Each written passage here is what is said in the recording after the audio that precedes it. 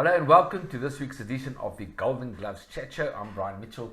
With me, the famous Alan Toweel Jr. and of course Akani Phuzi, the Cruiserweight Champion, the WBA Pan-African Champion. Welcome guys, thanks for being my special guest on this show. Alan, your family, we're going to need a couple of hours to talk about, so we're going to just do it briefly today. The Toweel family, synonymous with boxing. I mean, amazing family, amazing. They're really famous. If you talk to anybody about boxing, the first name that comes up is the Toweel family. Great, undoubtedly the greatest fighting family ever from South Africa. Great Lebanese family. Tell us what you remember from your grandfather when it all started. It started with Mike Toweel, Papa Toweel as they call him. 1924, so it's almost like 100 years ago. Yes. What do you remember about your grandfather? Well, my grandfather, he was supposed to participate in the 1924 Olympic team. Yes. And he wasn't allowed to because his mom didn't want him to fight. So she pulled him out. And then he started training fighters. And the famous man that he trained was his son Vic. Yes, as you know, my uncle Vic became South Africa's first undisputed world champion. Absolutely. Well, talking about the sons, I mean, it doesn't get much better than this in a family. There's first of all your dad, Alan Toweel Sr., 10-0 as a professional, landed up being a great pro. And why did he leave the boxing? He was 10-0. He was supposed to go to the States. In actual, I got an article way back in 46, where he was supposed to go to the United States to fight over there, but he was suffering from asthma. And as a result of that, he couldn't continue his boxing career. So he took to managing and training, and that's when he took over Willie. Yes. Willie had about 5 professional fights, and then he took over the reins of Willie because my grandfather couldn't control Willie. He was a rough guy, Willie. Is that really? Willie hot-headed, and the only one who could manage him was my father. Okay. And he took over and he trained Willie. Fantastic. And well, your dad became one of the greatest boxing trainers and managers this country's ever produced. And then, of course, your uncle, we said Vicky Toweel, what a legend. I mean, you must have loved him as a fighter. Yes. I know before your time, you're similar age to me, but from 1950, when I grew up, all I ever heard about was Vic Toweel, our first world champion. And what a legend. Talk to us about your uncle. Uncle Vic, he was a humble man, a hard worker. He fought in a time where there were 8 divisions. It wasn't easy, you know. And it wasn't easy getting a world title in those days. Yes. But they managed to get him a world title. He became undisputed world champion. And still today, we haven't had an undisputed world champion, which is a big thing, you know, in boxing. Absolutely, the first ever. First ever. And he didn't enjoy the game of boxing. Really? Yeah. Not like Willie. Willie loves boxing. But Vic wanted to get out of the game, you know. So he trained hard. He sacrificed, but not as much as Willie did. And eventually he suffered from weight problems, you know, and that's where, as a result of the mistakes that he made as trying to make the weight and pull weight for each fight, my father learned from that and made Willie up a division after division after division. That's why Willie fought from bantamweight right up until welterweight. That is my next question. Willie Toweel, the legendary Willie Toweel. I loved Willie. I trained with Willie for about 25 pro fights. He made me a South African champion. You said Willie was the wild one, the naughty one? They used to call Willie Wild Bill. Okay. And he was hot-headed in the ring, but a very, very good fighter. Yes. But as far as training him and managing him, I think the only one that had that talent was my father to control him. Yeah. And he ended up really winning 4 South African titles in 4 different weight divisions. Amazing. Beating the number 1, Len Matthews in the lightweight division. He drew with the world bantamweight champion, Cohen. Yes. In 1955, so he achieved a lot in the game, you know. Yes. And when he went to England, they went to England for a period of 4 years, 9 months in each year. My father, my uncle Morris, and Willie, and they fought big names: Jimmy Carter, Orlando Zululethu. They beat. He won the British Empire title. Fantastic. And so he beat some very big names there. Yes. They were very popular when they were in England, but they had to move out of South Africa because they couldn't get going here for about 4 years, and then eventually he came back. And your dad obviously controlled all this. Fantastic. Yeah. Well, they're also legendary. I mean, the other sons were Jimmy, Fraser, other good fighters as well. I mean, they had multiple titles between all these Toweel brothers. And then last but not least, Morris Toweel, who suffered from polio as a child, and your uncle became one of South Africa's greatest boxing promoters. Yeah, so 43 years ago, Rodney Berman got involved with your uncle Morris Toweel, which was Springbok Boxing Promotions. Yes. and there was a name change to Golden Gloves. Charlie Weir was on the scene. Yes. And here we are all these years later, 300 world title fights later that Golden Gloves and Bronte Berman has done. And now we're going to be talking about your Akani Phuzi on a Golden Glove show. Just quickly, ending with the brothers, how good were the other brothers? How good was Jimmy and Fraser? Jimmy was a South African lightweight champion.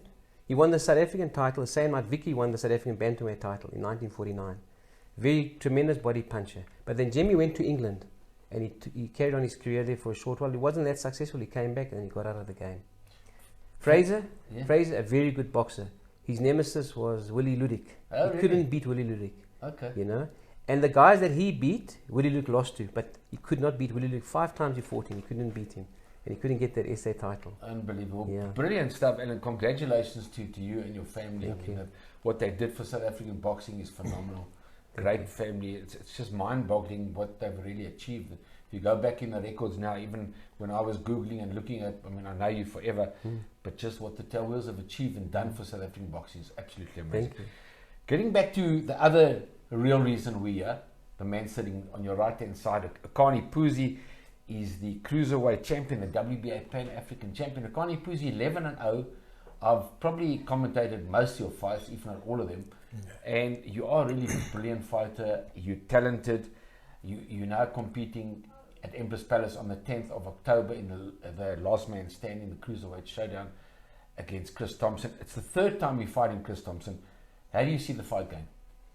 I'm going to win. That I know for sure.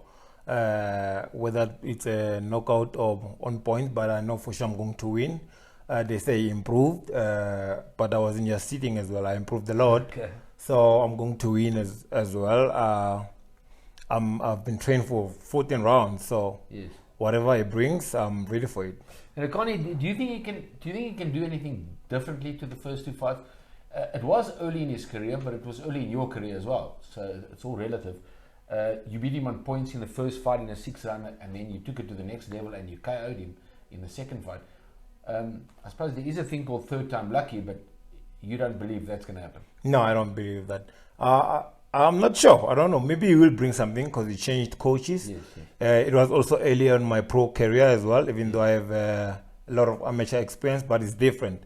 Amateurs and professional, it's 2 different things. Yes. So whatever brings, I'm ready. That's all I can say.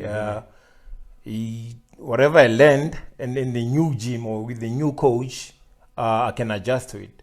Fantastic. Well, let's talk to your trainer. Alan, you've been around a long time. Alan, you've groomed a lot of good fighters. Firstly, what do you think about your Akani Phuzi? We know you've been your golden boy for a few years. I think he's going to be the best cruiserweight in the country. Give him another 2 years, without a doubt. I think he's got a lot of talent. The biggest thing with Akani, he's humble, he's hard-working, a high work ethic, and he's disciplined. And I think that will bring him to the next level in boxing. He's a very good technical fighter, he's a thinker. So I think we've got a good team here. Fantastic. And let's get to the point straight away. Of course, Kevin Arena is our top cruiserweight in the country. You're talking 18 months down the line, maybe 2 years down the line. Yeah. Kevin will then be 30. You guys will be 27, 28, whatever it is. And what do you think of Kevin firstly? Okay. In my opinion, he's the best cruiserweight in the country. He's the IBO world champion. He's defended his title 6 times. And he's proved himself. Yes. Despite what the critics say. So if we want to be the best, he's got to beat the best. He's got to aim for that. So that's what he's aiming for. So he has to win. He has to beat Chris. He has to win the Super 4, win his next fight, to fight a guy like Kevin. Kevin's proved himself. You know what's impressive about Kevin? He never had an amateur background, and very few fighters can brag that they've achieved. He's achieved so much without having any amateur experience. Yeah, and that's a feat. It's a hell of a feat in boxing. Story for sure. Kevin Arena, the IBO cruiserweight champion of the world with no amateur fights. How do you see that fight should it happen in the next 18 months or so, Akani Phuzi? That's one of the greatest fights that I'll be looking forward to. Fighting the best. Him, Tawiso, Makabu, those are the guys that I wish to fight in the future, you see. So fighting Kevin will be a good fight. He's powerful, strong, and he's got a lot of experience, even though he doesn't have amateur experience. But then in the pro, he's proved himself so well, and he's done so well for himself. So he's the best. Yes, and of course, as you said, there's Nkunu and there's Junior Makabu. Yeah. So South Africa's producing very good cruiserweights. Yes. Alan, just in finalising, let's get back to the Chris Thompson fight. How do you see the fight going on the 10th of October on the Golden Glove show at Empress Palace? With Akani Phuzi, of course, and Chris Thompson. The reality is we have to get him out of the system. We're taking this fight very seriously. Yes. Even though Akani's beaten him twice, it doesn't matter. We've forgotten about that. He's trained extremely hard because he wants. Akani has to prove himself even more now. He has to go to another level now. Yes. And he's worked twice as hard as he did before the previous fight. So I believe Akani's going to take on Chris Thompson. He's going to win. And this is not going to be an easy fight because irrespective that Chris got knocked out the last time, that's over. It's underwater.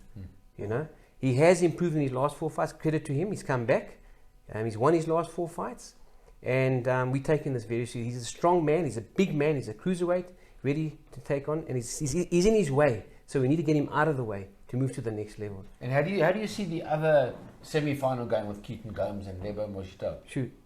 That last tournament fight that they had, Lebo fought very well. Yes, I think he took Gomes by surprise, you know. With his speed. Yeah, with his speed and his non-stop punching. He was very, very, very, very fit.